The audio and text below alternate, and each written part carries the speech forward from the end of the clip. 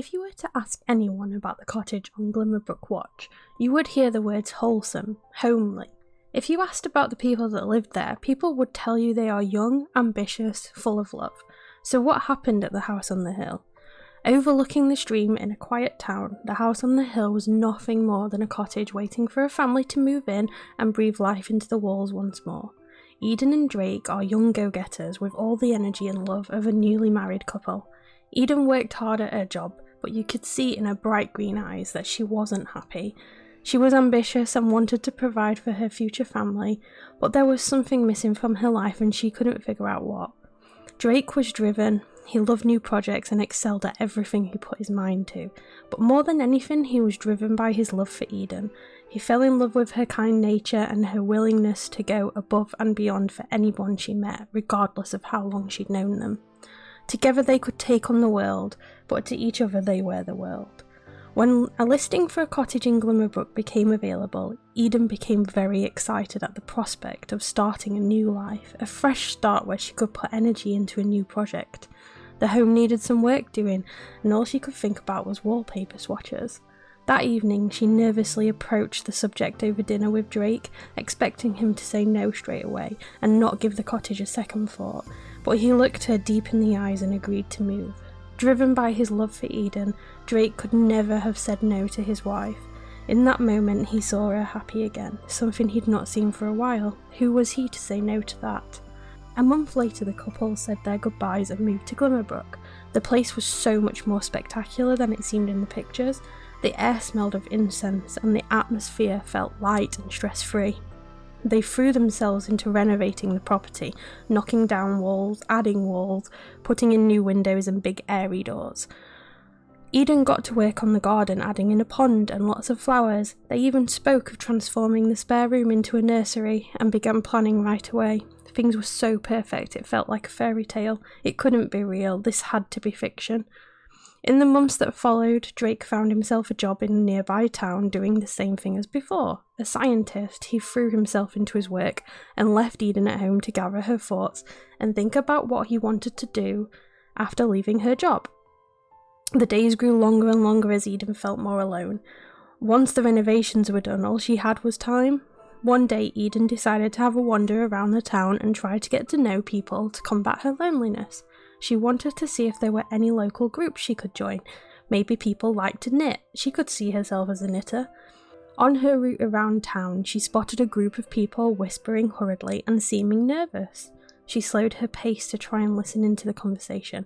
After all, this was her home too, and she needed to know if there are issues.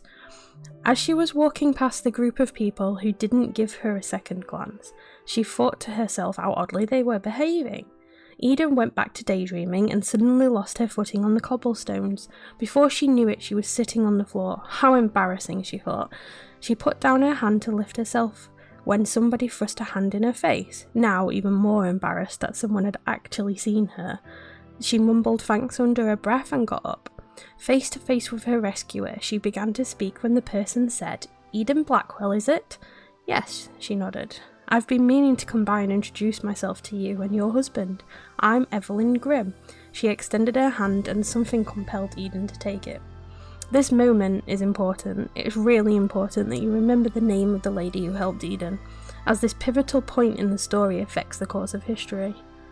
The lady came to see Eden most days. She was helpful and intimidating enough that Eden didn't dare tell her not to come by the house every day.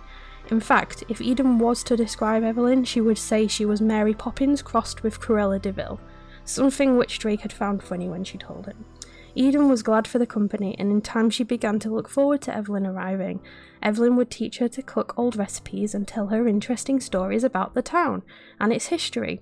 Evelyn was becoming animated again during one of her many stories, and Eden had zoned out for a moment, crashing back to earth when she heard Evelyn mention a portal.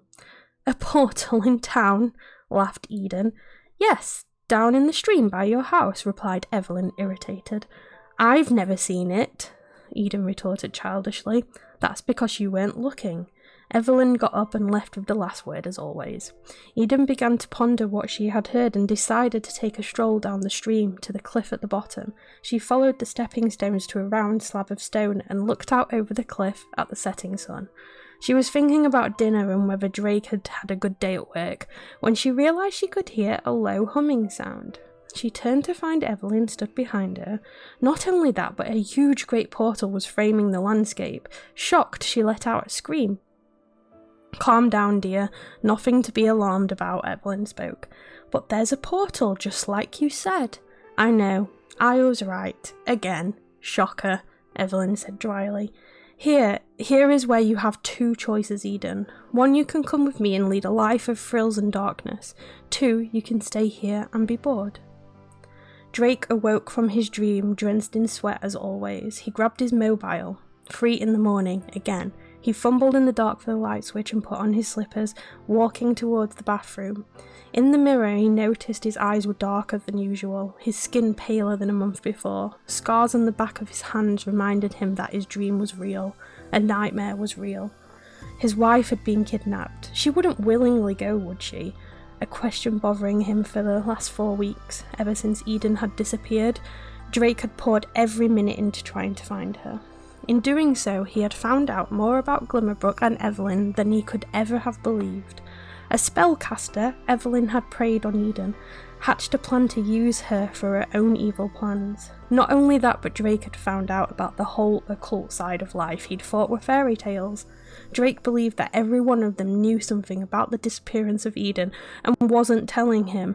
He became angry and reclusive, keeping to himself and trying different experiments in his new laboratory, trying his best to reveal the portal so he could go and retrieve his dear, kind, generous wife and convince her of who she really was.